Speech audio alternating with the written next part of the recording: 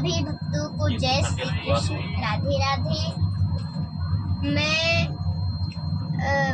गोरखपुर से मुंबई जाने के लिए इस समय ट्रेन में हूँ, जा रही हूँ, रास्ते में हूँ।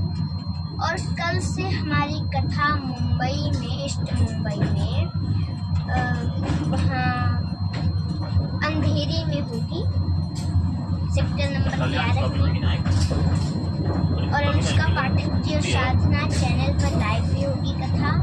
तो सभी लोग जो आना चाहें उनका स्वागत है, और जो आने में समर्थ है वो चैनल के माध्यम से कथा सुने और देखें। जय श्री कृष्ण।